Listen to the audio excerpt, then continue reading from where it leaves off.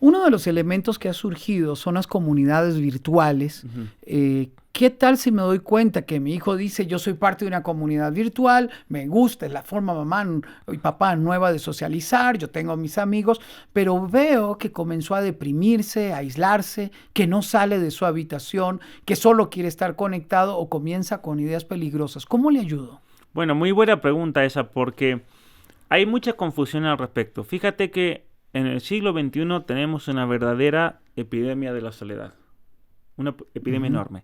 Y cuando surgen las redes sociales y uno mira la literatura de los años 2007, 2008, 2009, cuando surge una red social que se llama MySpace, cuando surge una red social llamada Facebook, que es la que sobrevivió, había mucha esperanza en muchos psicólogos sociales con respecto al problema de la soledad. Decían, aquí se nos va a solucionar el problema de la gente sola. ¿Por qué? Porque va a poder comenzar a comunicarse con otras personas. Y vamos a formar comunidades virtuales y vamos a tener muchos amigos.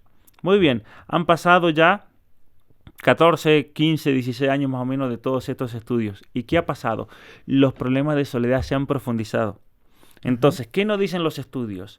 Que en cuanto tú te sales, te retraes de la sociabilización real, cara a cara, como estamos hablando ahora, inmediatamente te comienzas a aislar. Por más que tengas después 50,000 amigos en Facebook, vas a ser una persona tremendamente sola. Porque el ser humano no está diseñado para relacionarse de manera virtual. Está diseñado para sociabilizar en presencia física. Por eso, por ejemplo, la mejor prueba de todo esto fueron lo que pasó en el COVID.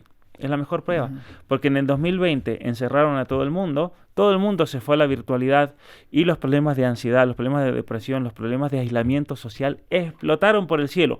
Si la virtualidad fuese la solución, no hubiese pasado ningún problema. Entonces, lo que ocurrió en el 2020 es la mejor prueba de que la virtualidad en realidad no soluciona absolutamente ninguno de estos problemas. Una de las cosas que nosotros tenemos que hacer como padres es desarrollar el sentido crítico. Cuando yo te escucho, uno se asusta como padre y dice, muy bien, yo voy a sentarme con mis hijos y les voy a quitar el celular. Que no creo que sea el camino. Hay que dialogar, hay que llegar a acuerdos, hay que llegar a un pacto de familia. ¿Cómo desarrollo la capacidad crítica en mis hijos para que puedan observar críticamente las redes sociales y ayudarles a establecer límites? ¿Puede un adolescente establecer límites en redes sociales? Ciertamente que sí. Ciertamente que sí. Yo voy a contar, si me permites, una historia personal mía. En mi casa, yo soy el mayor de 9 hermanos. Y en mi casa nunca jamás tuvimos pantallas. No tuvimos, en ese momento no había celulares y esas cosas, pero había televisión. Y lo común en los años 80, 90 era tener el televisor y que los niños vean las películas, que vean El Chavo del Ocho, que vean, no sé, las Tortugas Ninjas cuando yo tenía como 10, 11 años. Eso era lo normal. Y todos los niños veían eso. Menos mi familia, nosotros no teníamos televisión. Ahora, ¿cómo llegamos a eso? Había dos maneras de hacerlo. La manera autoritaria de decir, mis papás decidieron que en mi casa no íbamos a tener televisión por muchas razones y que eran todas acertadas. Pero sin embargo, el camino que eligieron mis papás fue el siguiente. Si bien nunca tuvimos televisión, mis papás nos sentaban y conversábamos sobre los beneficios y lo negativo de tener televisión. Y ellos decían, bueno, ustedes decidan. Pero nos iban guiando de tal manera que ellos sabían que íbamos a decir, no, no queremos televisor. Por ejemplo, mi mamá y mi papá decían, bueno, nosotros como familia podemos hacer tantas cosas, podemos estar en tantos deportes, poder utilizar el día para tantas cosas. Teníamos muchísimas actividades, practicábamos muchísimos deportes en mi familia, pero también pasábamos mucho tiempo leyendo. Mis padres alimentaron siempre el tema de la lectura. Por ejemplo, vivíamos en medio del campo, muy alejado de la ciudad más cercana. Vivíamos como a 4 horas de la ciudad más cercana. Y cuando íbamos a la ciudad o cuando mi mamá o mi papá tenían que ir a la ciudad por algún trámite particular, cada vez que venían nos traían un libro de regalo. Entonces era siempre la expectativa, ¿qué libro nuevo nos van a traer para leer? Porque de a poco fuimos armando una biblioteca enorme y nos pasábamos los libros entre mis hermanos, compartíamos, llegaba el libro nuevo y yo era más grande, entonces yo lo leía primero, después seguía mi hermano y así, ¿no? Ahora bien, cuando nos planteaban nuestros padres si el tema de la televisión lo planteaban de tal manera diciendo, si traemos una televisión, el único problema va a ser que ya no vamos a poder leer, que ya no vamos a poder practicar este deporte, no vamos a poder practicar aquel otro, no vamos a poder hacer aquello, en aquello, porque hay que ver televisión. Entonces todos decíamos, no quiero perder eso. Ujú. Entonces, a lo que voy es esto, Sixto. Primero, a los niños hay que ofrecerle una alternativa. Ujú. No puedes tú simplemente irles y decir, no vamos a tener celular. Hay que ofrecerle una alternativa. Porque si el niño dice, no, pero voy a estar metido en la casa aburrido sin hacer nada, la tentación va a ser muy grande. La dopamina en el cerebro le va a pedir el celular. Claro. En segundo lugar, hay que hablarlo, lo que decías, hay que formar un pensamiento crítico. Muchos papás de hace 2, 3, 4 años me planteaban, pero ¿cómo voy a hacer eso? Yo, ¿cómo me siento? ¿Cómo? No tengo una herramienta. Y es una de las razones también por las cuales yo me decidí escribir ese libro, Apaga el celular y enciende tu cerebro. ¿Por qué? Porque es un libro que a mí me llevó años escribirle, me leí tengo 600 artículos y libros científicos citados en ese libro, que para un papá sería imposible leerse 600 libros y artículos. Pero yo tenía así el tiempo para hacerlo, me dedicaba a eso, y básicamente en ese libro van a encontrar las herramientas para formarse al respecto, para ver lo negativo, para ver los beneficios, para ver cómo podemos controlarlos, para tener razones para realmente rediseñar nuestra vida. Y es un libro que yo propongo ahí mismo esto, que lo lea el papá, que lo lea la mamá, que lo lean también los hijos adolescentes. Cualquiera que tenga más de 13 años, désenlo, que lo lea. Pero aparte de eso, que la mamá y el papá hablen juntos, porque el matrimonio es de dos, no es del papá o de la mamá, y que vean qué cambios, si sean sinceros, tienen que hacer en esa familia. Y empezar a trabajar en eso. Empezar a trabajar. Por ejemplo, sentarse en la mesa y leer una sección del libro que hable de un problema particular. Y que todos ahí, sinceramente, digan, sí, yo estoy teniendo ese problema de prestar atención, estoy teniendo problemas de concentración, estoy teniendo problemas de amistad, estoy teniendo problemas de que me estoy encerrando. Como familia, estamos comiendo y estamos todos en el celular. ¿Sabes que cuando ahora en el mediodía, fui a un chipotle a comer? Y es increíble cómo uno entra a un restaurante, entra a un chipotle, entra a donde sea, y cuando vienen papás con niños chicos, lo primero que hacen, y lo observé con un matrimonio que venía con 2 niños chiquititos, pero estoy hablando de niños de 1 y medio, una nenita que apenas caminaba y el otro niño debe haber tenido 4 máximo. Lo primero que hacen, lo sientan y el iPad así de grande, como un enorme, los 2 niños. Eso es un daño enorme lo que se está haciendo. El matrimonio ya no importa en esta ideología. Cada alternativa es celebrada y aceptada. Quieren aniquilar los conceptos de papá y mamá. Porque no solo nosotros estamos levantando la voz, lo están levantando los científicos, los educadores, lo están levantando personas no cristianas. Esto quiere decir que vamos en la dirección correcta.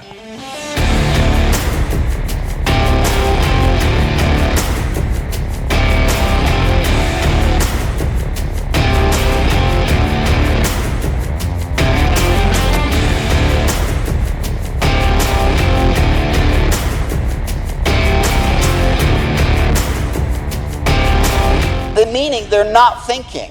They just accept what is given to them. Los cristianos son el grupo más perseguido, son los más perseguidos en el siglo XXI. Ahora no se puede pensar, es delito pensar, hablar. ¿Acaso no se protege la libertad de conciencia, la libertad de religión?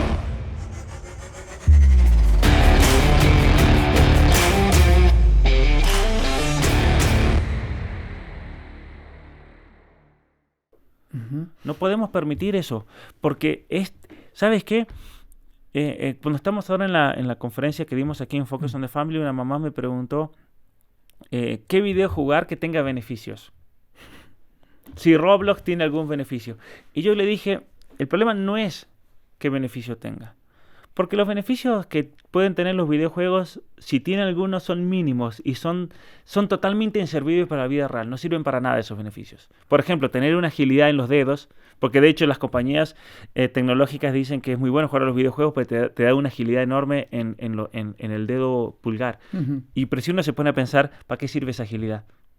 No sirve para nada, porque no sirve ni siquiera para tocar el piano. Pero lo que voy es lo siguiente. El criterio es el siguiente. No es los beneficios que tenga pasar tanto tiempo jugando un videojuego. Es todas las cosas que te pierdes por estar tanto tiempo ahí. Claro. Voy a argumentarte como si fuese esa madre con la que hablaste. Pero hoy el mundo es de avances tecnológicos y yo quiero que mis hijos estén al día para que no se sientan fuera de este mundo. Bueno, eso es una muy buena pregunta que la trato también en el libro. Es el gran engaño. Y muchos papás, yo creo que de buena intención, por no conocer la tecnología, se engañan con esa falacia. Porque básicamente tu planteo es un planteo que lo he escuchado muchísimas veces, por eso lo puse en el libro. Cuando mis hijos vayan a la universidad, cuando vayan a trabajar en una compañía, tienen que tener mucho conocimiento de la tecnología, porque si no, van a ser niños retrasados tecnológicamente y nunca van a poder alcanzar a los otros y van a quedarse atrás en esta competencia laboral, por ejemplo. Es un planteo sincero y si fuese así, es preocupante, pero no es así, ese no es el problema. ¿Por qué? Esto es muy curioso. Y mira que sobre esto se han hecho muchos estudios científicos. Por eso también me gusta ver los datos, saber de qué ha pasado, cuándo se hace y cuándo no se hace. Hay dos problemas aquí. Primero, la tecnología se vuelve obsoleta muy rápido. Muy rápido. Entonces, uno de los grandes problemas en las universidades y en las escuelas que enseñan tecnología, y esta es una crítica que se le han hecho a todos estos programas de educación, es que a ti te enseñan un programa que en 4, 5, 6 años o 7, cuando te recibas en la universidad, ese programa ni va a existir y no va a servir para nada.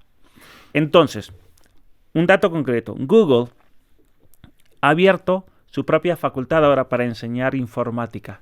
¿Por qué? Porque, mira qué interesante esto.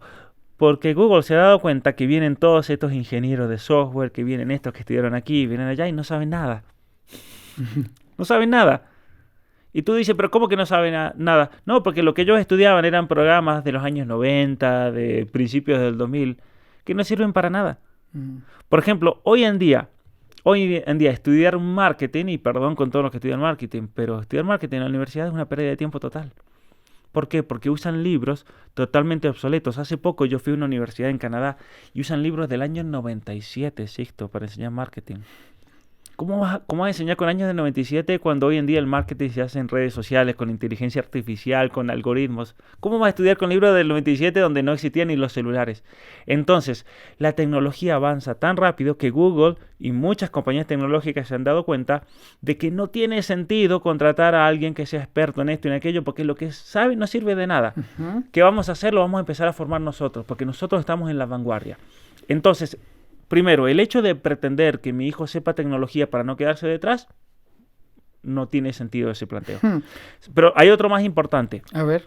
Al momento de usar tecnología, cuando Google, y mira que eso lo estudié muchísimo, ese tema de cuando Google, porque hay que proponer, a ver, ¿cómo vamos a educar a nuestros hijos? Cuando Google o Microsoft o las grandes compañías, va a contratar a una persona y ve su perfil y su historial, ¿qué tipo de persona buscan ellos? Esto es algo muy interesante, igual que las compañías de tecnológicas y de ingeniería alemanas, y lo vemos en todo. ¿Qué carrera? Y aquí esta va a ser una pregunta interesante, pues se la vamos a hacer a todo el público que lo piensen. Pero Sixto, ¿qué carrera crees tú que buscan ellos en sus potenciales? Por más que tengan que ser ingenieros de software y todo, pero ¿qué carrera buscan ellos que tengan todos de background, que tengan ellos de base? No sé, pero habilidades para aprender, porque los formamos en 6 meses. Muy no bien. importa la carrera. Muy bien, totalmente. Ellos buscan personas que hayan estudiado filosofía, que hayan estudiado humanidades, que hayan estudiado literatura. Y yo cuando vi eso dije... ¿Cuál es la diferencia entre los que estudian tecnología y otras carreras? Claro, y ahí viene el tema. Yo dije, qué locura eso. ¿Por qué? Porque cuando uno comienza a estudiar los beneficios de esas carreras, no las otras te dan creatividad. Esas carreras son las que te hacen desarrollar, incluso desde el punto de vista neurobiológico, la imaginación. Porque solamente el que puede imaginar es el que innova. Entonces cuando Google... Mira qué interesante, cuando Google... Y eso muchos jóvenes me preguntan, voy a estudiar ingeniería informática. Y yo les digo, estudia filosofía primero. ¿Por qué? Porque tienes que aprender a pensar primero. Y hace poco me escribió un joven que trabaja en California y me dijo, gracias, doctor Pablo, porque yo he estudiado filosofía, tomé créditos de muchas materias y cuando fui a la entrevista, inmediatamente vieron, usted estudió esto, y usted ha leído Platón y Aristóteles y esto, venga para acá. Contratado en ingeniero de datos para Google. Entonces, ¿a qué voy con esto? Que lo importante al momento de desarrollar tecnología no es personas que sepan tecnología. Porque la persona puede saber, pero está estancado. A mí qué me importa que sepa. Yo no quiero saber una persona que conozca ese carro particular. Yo quiero una persona que me invente uno nuevo. Wow. ¿Me entiendes? Entonces, hay que trabajar en la creatividad. ¿Y cuál es la mejor? Aquí viene un consejo. ¿Cuál es la mejor manera de desarrollar la creatividad y la imaginación en un niño para la innovación? El leer. Y mientras más temprano, mejor. Y que los papás empiecen a leer con ellos. Wow. Mejor. Wow. Esa es la clave. De hecho, acabo de terminar de leer un libro de un neurobiólogo francés que dice que los niños que comienzan a leer con sus papás desde bebés son los más exitosos. Así empieza el libro. El que comienza a leer desde bebé, cuando sus papás le comienzan, son los niños más exitosos. Y hace un caso genial del desarrollo cerebral y por qué esos niños van a ser los más exitosos, porque son los que saben hablar, saben comunicarse, saben relacionarse, tienen más empatía, tienen más control de las emociones.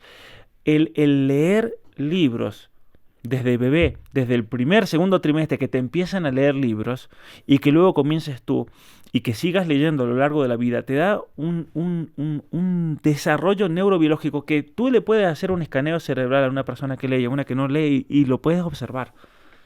El desarrollo, el modo como se activan las funciones cerebrales. Esto es importante porque todos tenemos que desarrollar esto desde que ellos son bebés y nosotros hacerlo con ellos. Por ejemplo, cuando escucho a Pablo, pienso en mis hijos que con sus esposas decidieron que nuestros nietos no verían pantallas. Y lo más bello que hacen es leer. Y tienen hambre por leer, por aprender. Y el mayor le enseña al menor.